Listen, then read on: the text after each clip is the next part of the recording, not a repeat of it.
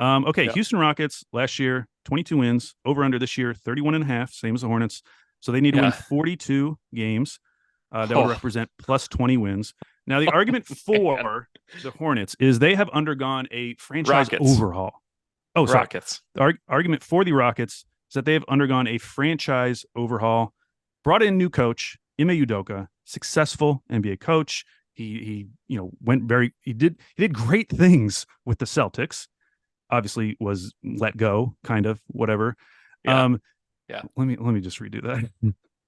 I'm just going to start with I didn't want to go down another road. Okay, I'll just start You with the want to go Rockets. down another rabbit hole No, here? no. Here we go. Yeah. Okay. All right, next is the Houston Rockets. Last year, 22 wins, over under 31 and a half, same as the Hornets, which means they need to win 42 games. Now, the argument for the Ooh. Rockets start with the franchise overhaul. They got a new coach, Ime Udoka. He's been successful already in the NBA. Personality wise, he seems like a 180 compared to Yeah. Steven Silas. A No lot of doubt. the issues that people talked about this team over the past two seasons would seem to be fixed by someone like Udoka, who's going to be very hard on players, especially if they're not playing defense. The other thing is they brought in a lot of vets: Fred VanVleet, Dylan Brooks, Jeff Green, Reggie Bullock, Aaron Holiday. Those are all good, solid NBA vets. I mean, in case of Fred VanVleet, like a player who has been very good, a player who's won a championship, a player who's been, like first, second, third best player on very good teams over the years. Mm-hmm. Mm-hmm. That's a pretty big franchise overhaul. Again, similar to the Pistons, another argument would be that they're motivated to win. They've won 59 games combined over the last three seasons, all under the direction of Rafael Stone. Similar to Troy Weaver, probably should be pressure on Stone, and their offseason moves suggest that there was pressure.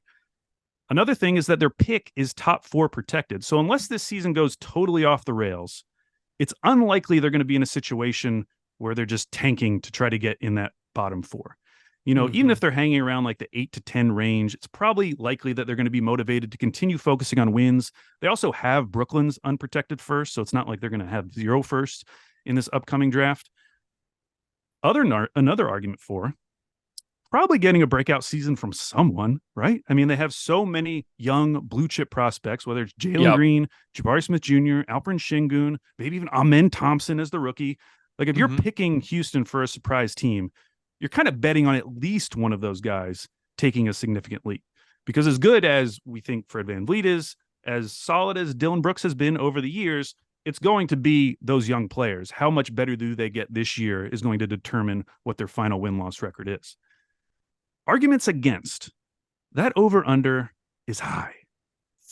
31 and a half means they have to hit 42 wins, which is 42 and 40. That's a winning season. If you take last year as an example, they would need to finish ahead of 6 teams in the West. 2 years Yeah. ago, 42 wins required you to finish ahead of 7 teams in the West.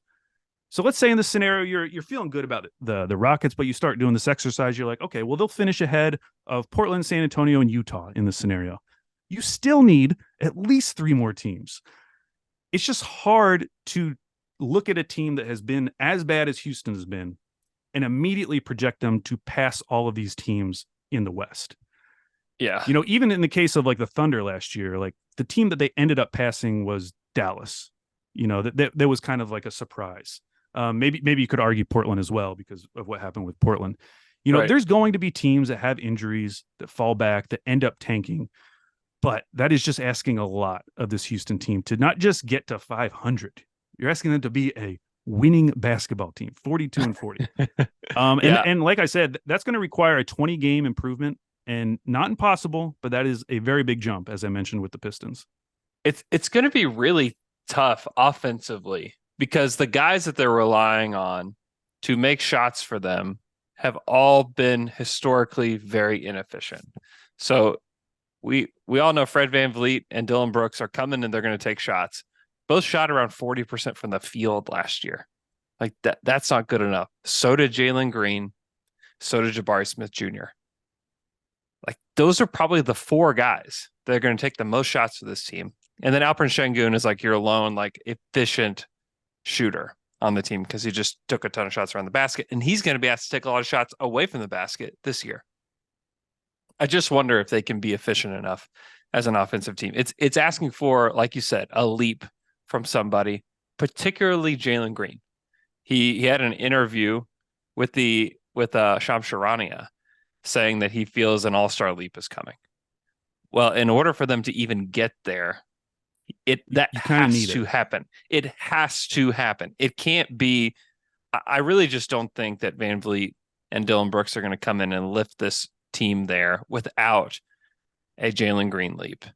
And I still think it's a lot to ask. He's still really young. He has not had the best coaching through his first few seasons. It's asking a lot for them to actually get there, or it's going to be Şengün, or it's going to be Jabari Smith stepping up as like their best young player. And Şengün hadn't played very well in the preseason. I think it's a lot to ask of him as well. And then Jabari, I just don't know that Jabari kind of rings as more of a complementary player than somebody who's just going to take over the franchise. So to me, it's Amen Thompson, who's a rookie who is not a shooter, seems unlikely to be that guy. I think it rests on the shoulders of Jalen Green to take this team to the next level. It's